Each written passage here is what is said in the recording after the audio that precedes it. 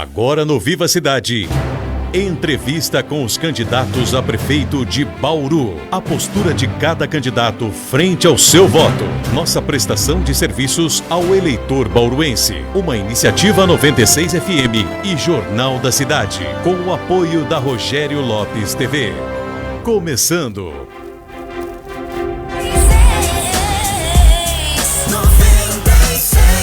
Muito bem, começando para você a partir de agora, no rádio e também nas redes sociais, mais uma série de entrevistas com os candidatos a prefeito de Bauru.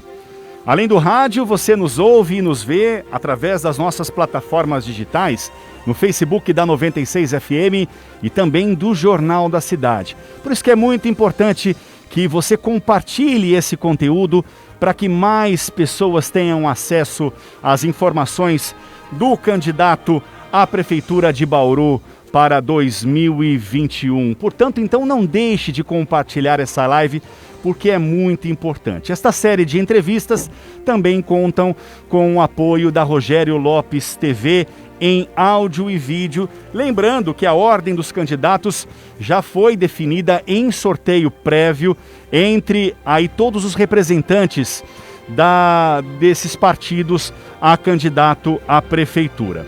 E para a sabatina, comigo o jornalista do Jornal da Cidade, Tiago Navarro. Bom dia, Tiago. Bom dia, Ricardo. Bom dia ao Raul, que é o nosso entrevistado de hoje, e a todos os ouvintes. Muito bem. Agora sim. Lembrando, então... Agora foi, Ricardo. Agora nós temos o áudio aqui. Sim. E nesta rodada, então, recebemos o candidato Raul Gonçalves Paulo, o doutor Raul, candidato pelo DEM, que vem com a coligação Mudança com Verdade, incluindo os partidos DEM, PP, PSL, PRTB, MDB e Cidadania, com o seu candidato a vice, Fábio Manfrinato. Raul, bom dia e obrigado pela sua presença. Bom dia a todos vocês, bom dia a todos os ouvintes aí da 96. A nossa primeira pergunta de praxe para todos os candidatos, Raul: por que você quer estar então à frente do Executivo? Eu já fui candidato na última eleição, cheguei ao segundo turno, nós tivemos mais de 70 mil votos. Você vê que mais de 70 mil pessoas enxergaram na nossa proposta uma proposta de honestidade, de verdade. E infelizmente a população quis dar uma chance para o atual prefeito. E agora nós estamos novamente mostrando que aquilo que nós falávamos há 4 anos atrás, praticamente não foi feito nada, e estamos repetindo aí exatamente um programa de governo, mostrando que muitos dos tópicos que foram propostos pelo atual prefeito e todos os tópicos que nós analisamos no nosso projeto de governo praticamente não foi nem aproveitado. Ele teve a chance de fazer isso. São 4 anos que uma pessoa com mandato, com uma caneta na mão, poderia ter realizado.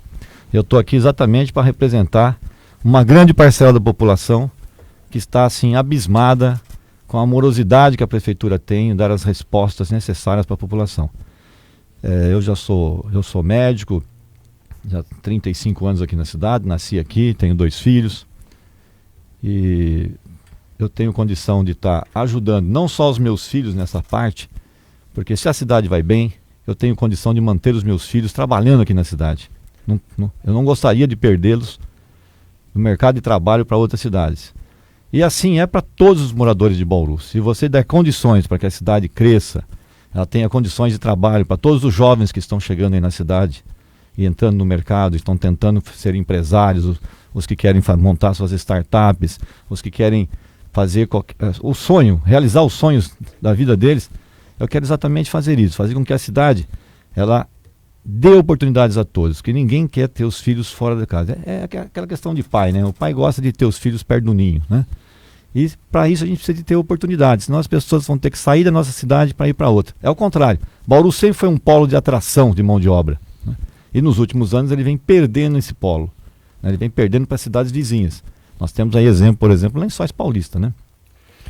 Doutor, na verdade, na eleição passada, mais precisamente no segundo turno, e o munícipe se lembra muito disso, no seu embate junto com o atual governo, houve ali um verdadeiro festival de promessas. Houve uma corrida ali para o cargo do executivo. E passou para o munícipe que quem prometeu mais levou essa gestão. Nós temos um cenário totalmente diferente, com pouquíssima verba, com poucas receitas agora para um cenário de 2021, e o cenário é outro. Quem promete mais levanta dúvidas no munícipe nesta gestão, a partir de 2021. Como trabalhar agora com criatividade, buscando recursos? Qual é a receita do Raul para conseguir esse dinheiro que falta para os cofres da prefeitura? Veja só, minha avó já dizia o seguinte: dinheiro não aceita desaforo. Né? E o que foi feito com o dinheiro na cidade de Bauru foi um verdadeiro desaforo. Né? Você tem aí, apesar de você ter falado das promessas, né? No meu caso foram compromissos, porque eu sempre terminava falando e continuo falando a mesma coisa. Meu compromisso é com a verdade, eu só falo aquilo que eu posso fazer. Aquilo que eu não posso fazer, eu não vou me comprometer. Agora, você ficar prometendo, depois você vai ser cobrado, que é o que está acontecendo com o atual governo. Prometeu coisas mirabolantes, a população foi enganada, e não tem como você enganar as pessoas por muito tempo. Você pode enganar as pessoas por um pouquinho de tempo, mas depois as pessoas percebem, né, que foram enganadas, e aí a bronca vem, que é o que está acontecendo agora. Né? Em relação a planos, se você pegar o projetado do orçamento do município, nós estamos falando em 5% de diferença. 5%. 5% você consegue fazer isso utilizando, né, o orçamento com a própria mão de obra da prefeitura. Então aquelas coisas mais faraônicas que você estava pensando em fazer, não faça no primeiro ano. Deixa a máquina sozinha, ela se azeitona ali, ela fica, né, lubrificada. Nesse momento, você tem que utilizar a força física, né, a força intelectual, a vontade dos funcionários da prefeitura. Eles tocam a prefeitura com uma maestria enorme, enorme. Então, eu não tenho essa preocupação, porque 5% você consegue fazer sim economia com facilidade. Agora, eu não consigo entender como que um orçamento de prefeitura, onde entrou 52 milhões com a venda da Folha, entraram mais 20 milhões com a ajuda do Covid, só para o Covid, hein? Entrou mais 20 milhões do Covid. E não houve perda nenhuma, porque o governo Bolsonaro ajudou as prefeituras. Então, ajudou. Então, o Bolsonaro veio lá, deu dinheiro para Bauru. E não tem por que você vai largar agora aquele monte de restos a pagar. Isso significa o seguinte: tem gente que não nasceu para mexer com dinheiro. Entendeu? E está aí um exemplo. Aonde foram parar todos esses milhões? E você ainda vai deixar mais de 40 e poucos milhões de restos a pagar ainda? Pega uma prefeitura com uma sobra de 8 milhões, declarou, na época, ao Jornal da Cidade, que eu me lembro bem, que a prefeitura estava tranquila, zeradinha, e agora fica dizendo que pegou a prefeitura quebrada dos seus antecessores. Né? Isso não é inaceitável. Está achando que a gente não tem memória, está achando que a gente não lê jornal. Né? Então a população não pode cair numa mesmice dessa. Candidato, até dentro dessa questão envolvendo o orçamento da prefeitura, um dos pontos principais é a arrecadação de tributos. Para isso a gente precisa de aumentar o desenvolvimento econômico, geração de emprego e renda, que é uma das grandes necessidades hoje. No seu plano de governo é colocado muito a prioridade aí de mini distritos industriais, áreas aí, até pela limitação física de áreas do município, áreas menores, né? Onde ficariam esses mini distritos? Como estruturar essas áreas para instalação de novas empresas? Veja só, as novas empresas não podem ir para esses pequenos espaços. Né? Mini distritos vão receber as empresas de menor porte. Vou dar um exemplo para você. Essa polêmica toda que fizeram em cima de uma propriedade minha ali perto do Xangri-Lá, a Comendador da Silva Marta. Eu já recebi uma carta uma vez da prefeitura dizendo assim: você não pode funcionar mais nesse endereço aqui. Por quê? Porque o quinais da empresa está lá como indústria. Né? Ali fabrica campo cirúrgico descartável. Começamos a empresa com 2, 3 funcionários, hoje já está com 40. Né? E qual que é o efeito do impacto de vizinhança disso? Zero. Se você passar na frente, você nem vê que tem gente lá dentro trabalhando, não faz nem barulho. Então o caput da lei do município, que prevê nesses corredores comerciais apenas atividades de comércio, etc., tem que mudar, porque a lei mudou e você tem uma condição onde uma empresa dessa, apenas porque vem a palavra indústria, não pode funcionar num endereço desse. Então as leis foram feitas para organizar a sociedade e dar um mínimo de condições para que os homens possam ter uma convivência harmônica. A partir do momento que as leis estão prejudicando a sociedade, ela tem que mudar. principalmente as leis municipais. E é o que está acontecendo hoje. Você tem que tratar melhor das suas empresas aqui na cidade. A pessoa não pode ficar recebendo um fiscal com o intuito de multar. Ele tem que receber uma fiscalização no intuito de orientar. A prefeitura tem que ser parceiro. E ser parceiro não significa dar prazo de 15 dias, senão vai vir multar, senão vai vir caçar o alvará, senão vai vir fechar. Você já tem um empresário que se dispôs a encarar toda essa dificuldade em ser empresário. Essa que é a verdade. E você ainda vai dificultar? Então, os mini-distritos significa assim, aquilo que for possível, né?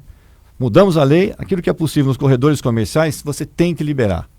Desde que não tenha um impacto de vizinhança maléfico para a população, não tem por que brecar isso. Porque você cria emprego próximo da residência das pessoas.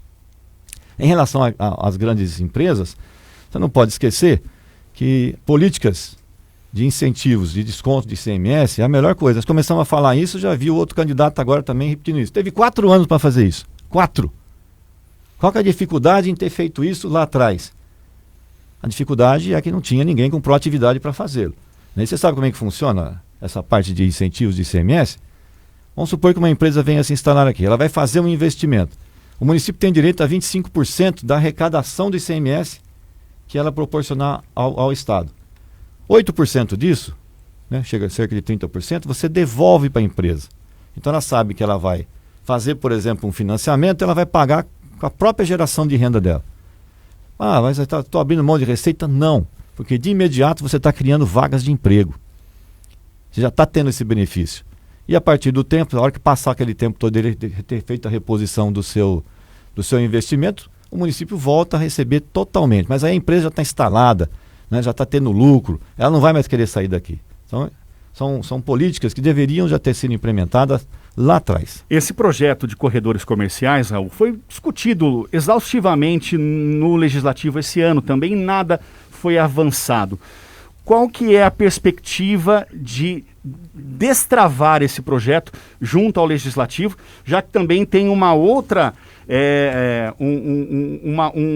uma outra visão de um Legislativo, de repente, renovado ou não? Então, como que você trabalha agora com essa questão de fazer uma boa comunicação com o Legislativo para que essas obras, essas importantes obras, elas não sejam paralisadas ou inviabilizadas? Está aí a importância de você já ter pelo menos passado pela Câmara de alguma forma. Você sabe como funciona a Câmara, você tem que respeitar os vereadores. Os vereadores, eles representam uma parcela da população com os seus desejos, com os seus anseios, e eles vão sim fazer as discussões em cima de todos os assuntos que chegarem na Câmara Municipal. Então o prefeito ele tem que saber como lidar com a Câmara, porque a Câmara ela é uma caixa de ressonância da população. E eu, já tendo passado pela Câmara, eu sei como fazer isso.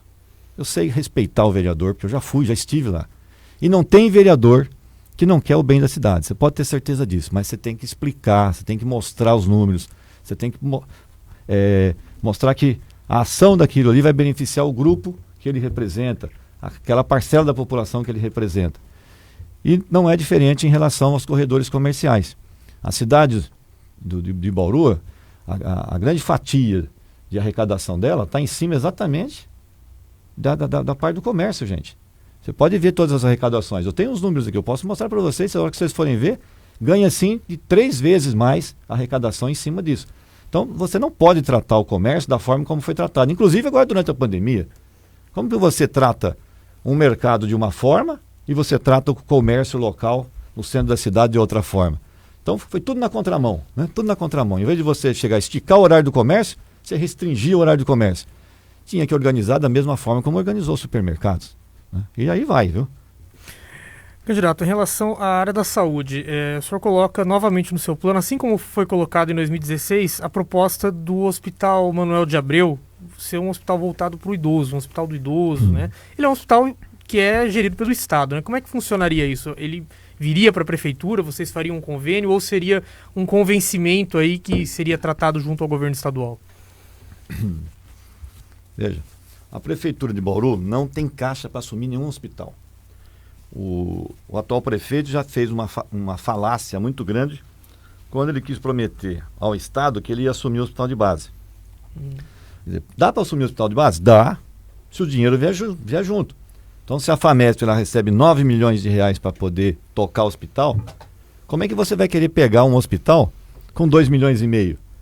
Tem que ser maluco. É que eu falo para você, tem gente que não sabe lidar com dinheiro. É conta matemática. Né? 2 mais 2 é 4. É simples assim. Então não queira fazer uma besteira desse tipo. Né? O Hospital Manuel de Abreu, até pouco tempo atrás, você sabe que eles queriam fechar o hospital. Chegou-se a falar em cogitar o Estado em vender a área. Vender a área, olha só. Que era da União, inclusive, né? Era da União. Olha como a coisa estava indo. Eu fiz um abaixo-assinado durante uns 2 anos atrás. Muitas pessoas assinaram, nós tivemos mais de 8 mil assinaturas. Coloquei na mão do deputado Pedro Tobias, ele levou no governo do Estado, exatamente para a gente manter os leitos do Hospital Manuel de Abreu. Está com falta, nós temos falta de leitos hospitalares. E o número mais importante, por isso que eu falo do Hospital do Idoso. As políticas públicas para as pessoas com mais de 60 anos de idade, elas precisam merecer uma certa atenção do poder público.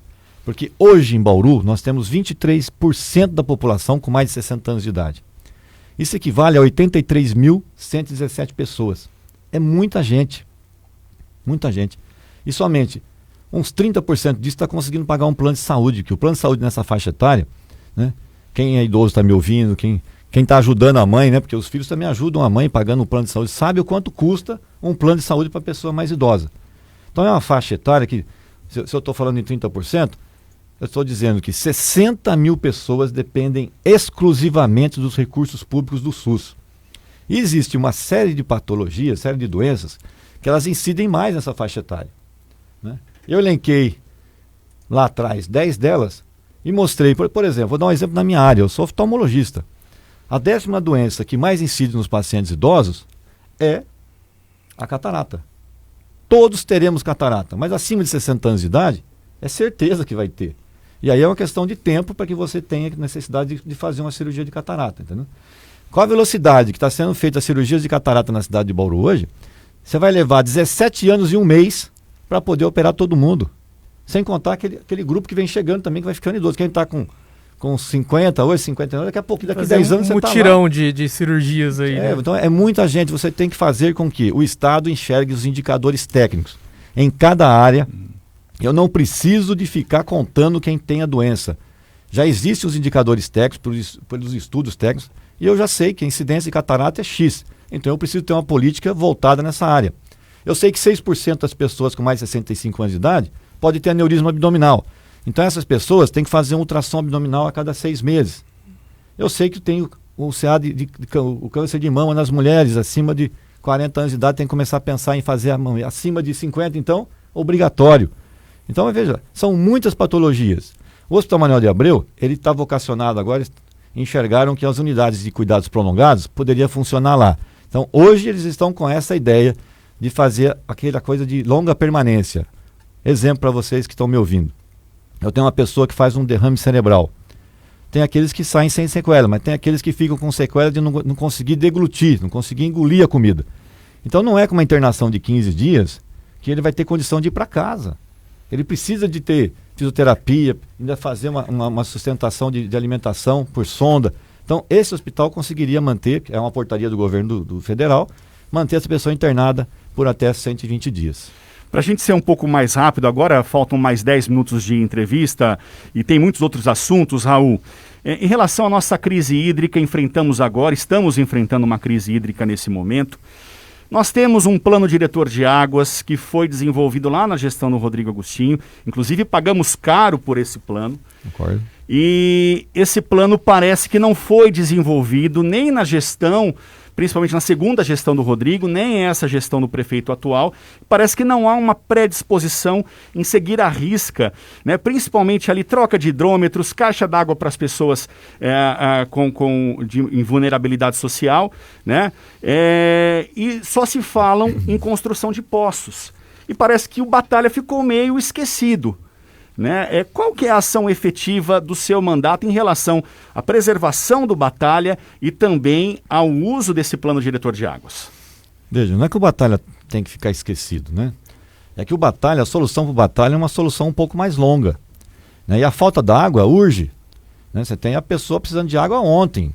Quem está lá, são 140 mil pessoas que estão com dificuldade com o seu abastecimento. Vão lá pegar água de garrafa PET de 2 litros, 3 litros, entendeu? Faz fila. as soluções de curto prazo e as soluções de longo prazo. Então você tem que fazer as duas. Soluções de curto prazo. Você tem ideia de quanto tempo leva para furar um poço e colocar em atividade, se você colocar isso como uma meta principal e uma prioridade no seu governo? Você tem ideia de quanto tempo leva isso? 6 meses. Não sou eu que estou falando, eu perguntei para os engenheiros que estão dentro do DAI. Então, se você colocar ao mesmo tempo 3 poços na região ali da estação de captação de água para serem abertos, um no Jardim Solange Ferraz, você coloca outro lá no Parque Viaduto, e tem aquele da Santa Cândida que está completo, está precisando colocar em atividade. Esses 3 poços já seriam suficientes para você ajudar uma boa parte da população, né? Agora, não pode falar besteira. Vai falar que um poço do Santa Cândida vai atender 40 mil pessoas. É só fazer conta. 200 mil litros de água por hora, você vai conseguir abastecer 20 mil pessoas. Então, se não souber fazer essa continha básica e a quantidade que está sendo tirada da água do poço, você vai continuar com o mesmo problema. Então, um poço pode ser aberto a cada 1,5 km. Não pode ser feito um poço um pertinho do outro, entendeu? E a água que é retirada da estação de captação de água, né, água de tratamento, ela equivale a 10 poços de 200 mil litros por hora. Então é muito poço, né? Então a quantidade de água do Batalha é muito grande que é retirada lá. Agora, em relação ao Batalha, você tem que aumentar aquela lagoa de captação, né? A draga que está ali para tirar o assoreamento, pra você ter uma ideia, os funcionários que adaptaram um barco. É uma coisa adaptada. Como é que você não faz uma incursão junto ao governo do estado e consegue 2, 3 barcas dessa para ficar lá e abrindo a lagoa e aumentando a lagoa? Aquela lagoa triplicada, você teria água suficiente para 10 dias de reservação. Triplicada, com 2 metros de profundidade. Essa conta eu fiz há 5 anos atrás. Eu estava como vereador e mostrei que essa necessidade existe. Se vocês se lembram, em 2008, quando deu aquela chuva muito forte, a natureza fez isso para a gente. Era só chegar lá com a droga e manter aquilo funcionando. E dava para você fazer uma outra lagoa de captação também, ali na estrada que vai para Bauru, Piratininga, a estrada de terra ali, atrás ali do condomínio Xangri-Lá, no Vila do Mon ali. Aquela, já foi também feita uma proposta, já foi feito um estudo, uma grande lagoa de captação naquela região. Porque retirar água pelo plano diretor, eles estão pedindo para buscar água onde? A 23 quilômetros da onde está ali a estação de captação. Abaixo, né? Abaixo, porque tem que a água chegar. Porque hoje você está tirando 317 litros de água por segundo. Não, você tem autorização para tirar 317 litros de água por segundo da captação. Tira mais de 500, né? 550 litros por segundo. Se você for lá, você vai ver num tempo desse, o Batalha chegando e o Batalha não sai. Não sai. Não sai. Porque você capta 100% da água dele. Sim. O que corre paralelo ali é um pouquinho de água do córrego São José. Então, e as políticas públicas que foram executadas ao longo do Batalha foram políticas públicas que não deram solução, tá? Candidato, em relação à Coab Indurb, né? A Coab, o senhor fala em extinguir, realmente em acabar com a Coab, como se propõe atualmente. E na Indurb, coloca a possibilidade dela fazer a manutenção e produção de brinquedos para as praças, ou seja, você ampliaria, né? O senhor ampliaria o trabalho da Indurb, mas ela hoje, 80% da receita dela já depende da prefeitura, já são de serviços prestados. Não aumentaria ainda mais esse déficit que a Indurb possui com o município? Não penso como você. A Indurb hoje ela tem condição, primeiro, de gerar empregos para os nossos. Hoje são 800 famílias que estão ali na Indurb e a gente teria condição de aumentar o número de pessoas que estão trabalhando.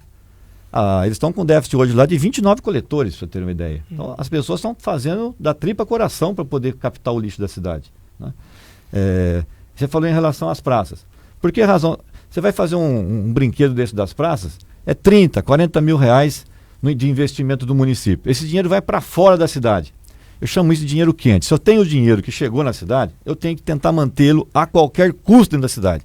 Porque ele vai parar no bolso de um funcionário lá na Indurb, dali o funcionário vai comprar no supermercado, vai comprar uma pipoca, um guaraná na esquina. Então o dinheiro circula. Isso é dinheiro quente, nós não podemos deixar ele sair. E qual que é o segredo de você fazer brinquedos, por exemplo, de eucalipto tratado?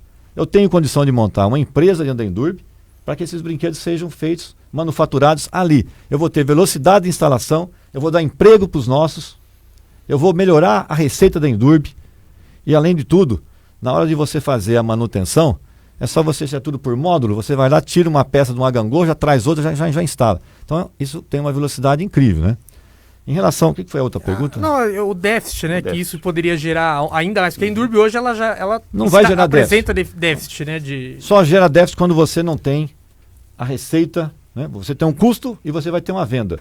Se você tiver R$1 de lucro você não tem déficit. Essa que é a verdade. O que não pode é deixar a Endurbe tendo que ficar participando de licitações espúrias, onde as empresas vêm para participar com o intuito de quebrar a Endurbe, e aí você faz o quê? Tenta pôr a Endurbe fazendo o preço mais baixo e ela não consegue ter lucro. As outras empresas entram, ganham e fazem o quê depois? Ficam pedindo aditivos. Melhor coisa a fazer, transformar a Endurbe numa autarquia e ela, de posse dos seus recursos, executar o serviço.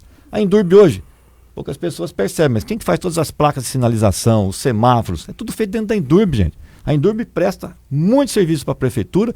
Se você tem uma empresa que eu posso fazer com que gere mais emprego, nós estamos falando de geração de renda e emprego. Por que eu vou fechar uma empresa que está funcionando? Eu tenho que fazer ela funcionar. Mas tinha um começo na pergunta que eu acabei me perdendo. A Coab. Tá. A Coab, o governo está tentando, esse governo atual, está tentando se desgrudar da Coab. Não pode esquecer que a Coab foi a mantenedora de muita coisa dentro da prefeitura. Eles ficaram financiando campanhas, está mais que provado isso. Né? Você viu quanto dinheiro foi desviado. Né? E agora não adianta ficar deixando a Coab, vou extinguir a Coab, vou não sei o quê. As pessoas têm que entender que alguém manteve essas pessoas lá dentro.